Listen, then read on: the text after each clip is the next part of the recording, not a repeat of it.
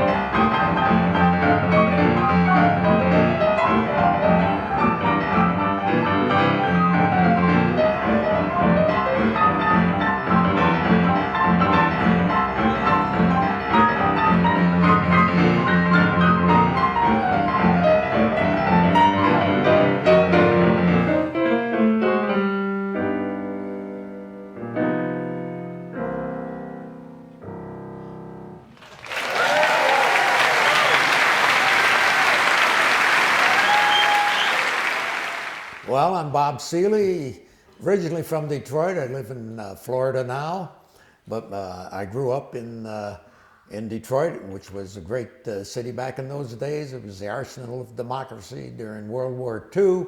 I've lived through all of that. I knew Meade Lux Lewis personally. The big three, Meade Lux Lewis, Albert Ammons, Pete Johnson. They were the big three of Boogie Woogie. And if you'd never heard of them, you'd never heard of the real thing, because they were the real thing. In high school, we would go to high school. Meade Lux had a tune, a fabulous tune called Blues Whistle, where he would whistle as he was playing. And it was terrific. And when we go into high school, going down to get the bus, we would try to be playing Blues Whistle. And I can remember that as if it was yesterday, because we loved that Boogie Woogie. And to me, it was exciting music. Our whole lives are ahead of us. And what are we going to do? And we didn't want any somber, we didn't want any...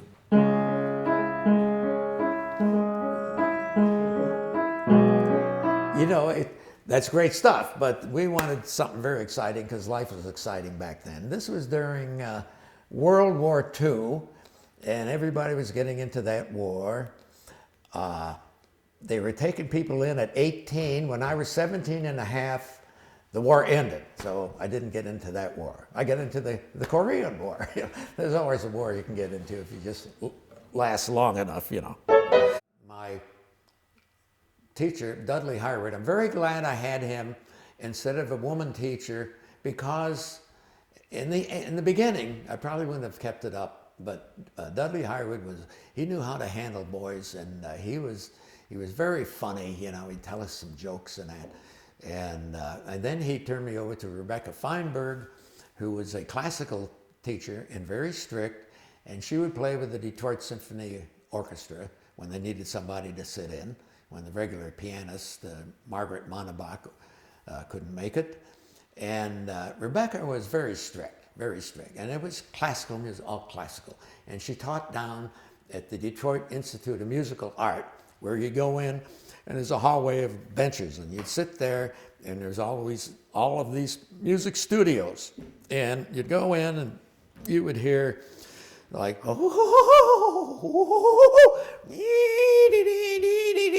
on, you know, and you're sitting there, and I'm waiting to go in and do my lesson. And I remember as I'm waiting, this lady crossed the aisleway there. She's Russian, she taught voice, and she's big and tough looking. She wore boots, leather boots, and I sat there, you know, I was just a kid. I had a dice ring that I had gotten from a pawn shop, and another ring, a ring that I had made, and I had zoot suit pants on. At the time, it was zoot suit. So I was quite cool. And this voice teacher, Russian voice teacher, came out, and she'd look at me as if she could kill me. You know, I mean, it was, ooh. And I can't remember her name, but I think it's something like Miss Nonichka. Well, one day, my teacher, her name was Rebecca Feinberg, and she was taught in Paris and just dripping with culture and very severe. And I remember trying to learn this tune that I had to have for the lesson, and for somehow, I had this chord or something, but it had this fourth finger in there, and I just somehow couldn't get that finger to work on that chord. So I thought, oh, the heck with it, you know, she's not going to know. And so I left it out. And I remember doing the lesson, and as I'm doing it, I look back, and she's staring out the window, you know, just as I'm coming to that spot. So as I came to that spot and kept going, then she's, Robert, I was never Bob. Robert, do that again. And I would do it again, and of course I can't play it. And he says, Robert, you're not playing that note. And you got to practice that and play that right next week. And I thought, my God, how could she ever figure that out? You know, I was just astounded. But she was a great classical teacher, and she said, one time she said, Robert, that boogie woogie will ruin you. Well, I don't know. Boogie Woogie has taken me 84 times over to Europe, and on it goes, you know, so I really loved it. But she said, now I'm going to ask Miss Nonichka across the hallway to come in and hear you play Boogie Woogie. I said, oh my, I'm thinking, oh my God, you know, Jesus. And I was scared. I was really scared. So she comes in, and Rebecca Feinberg says, okay, Robert, now play some Boogie Woogie. So I went.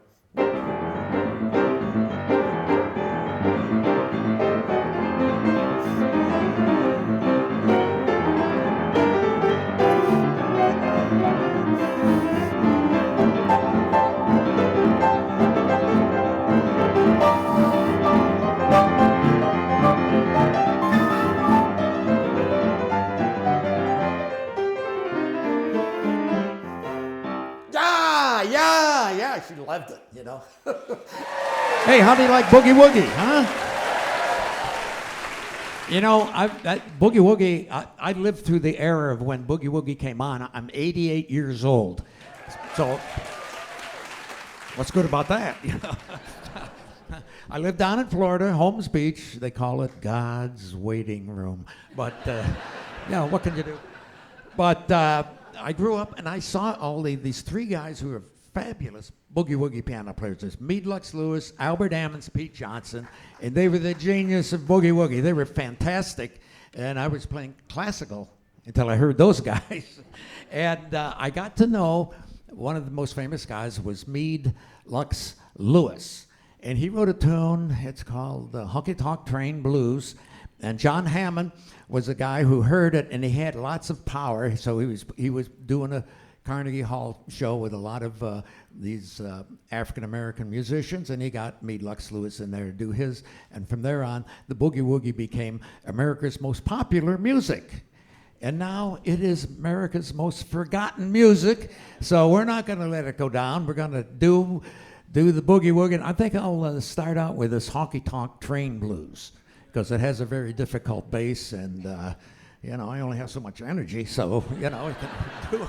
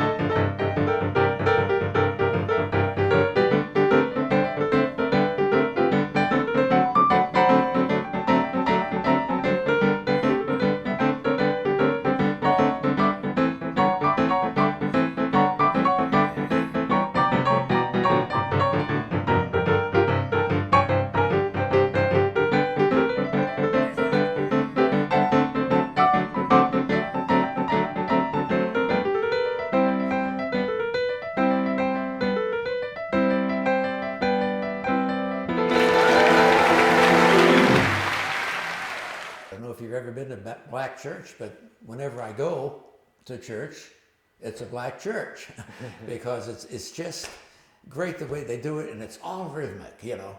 And every time I've come out of a black church, all I can say is, wow.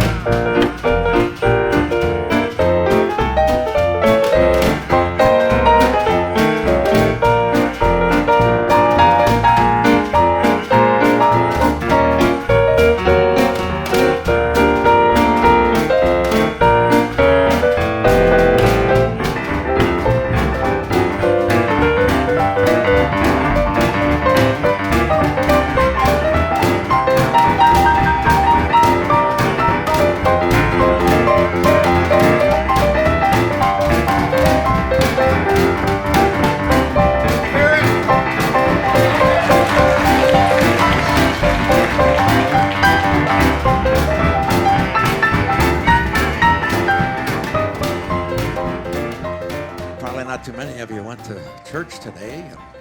Let's solve that problem. You know, here we go.